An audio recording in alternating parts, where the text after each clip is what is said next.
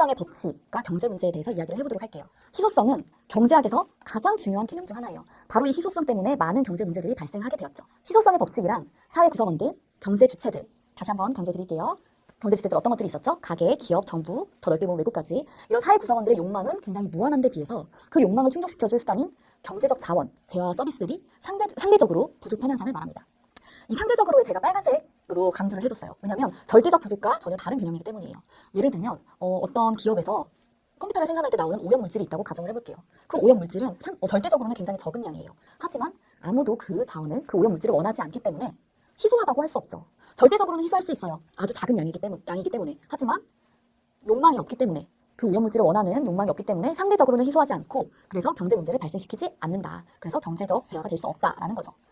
희소성은 상대적인 개념이다. 욕망에 비해서 상대적으로 희소한 거고, 누군가 원하는 사람들이 있어야만 경제 문제가 발생한다라는 거 반드시 기억해 두시길 바랄게요.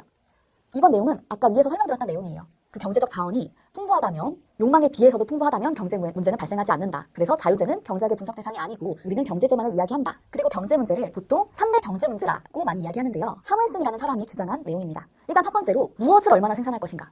컴퓨터를 생산할지, 세탁기가 필요할지, TV가 필요할지, 어떤 것들을 생산할 거고 몇 대나 얼마만큼이나 생산을 할 것인지를 먼저 정해야겠죠. 가장 중요한 첫 번째 경제 문제 중 하나고요. 두 번째는 어떻게 생산할 것인가. 컴퓨터를 생산할 때 그냥 기계로만 생산할 수도 있고 노동력으로 뚝딱뚝딱 열심히 수작업을 할 수도 있겠죠. 어떤 생산 요소를 이용해서 또 그 생산 요소를 어떻게 배합해서 어떻게 결합해서 생산할 것인가 라는 것도 경제 문제의 하나이고요. 경제 문제라는 건 결국 선택해야 되는 문제 중 하나이고요. 세 번째로는 누구를 위해서 생산할 것인가. 이걸 누구한테 팔 것이냐. 이 생산물들을 어떻게 분배할 것인지, 그리고 그 소득, 그런 이익들은 어떻게 또 분배가 될 것인지, 형평성은 어떻게 지켜질 것인지에 대한 문제가 세 번째 경제 문제입니다. 결국 인간 생활에서, 인간 사회에서 발생하는 모든 경제 문제는 다 이 세 가지로 귀결된다는 거예요. 뭘 어떻게 생산할 건지, 뭘 얼마나 생산할 건지, 그걸 어떻게 생산할 건지, 그리고 누구한테 그걸 배분할 것인지에 대한 문제라는 거죠.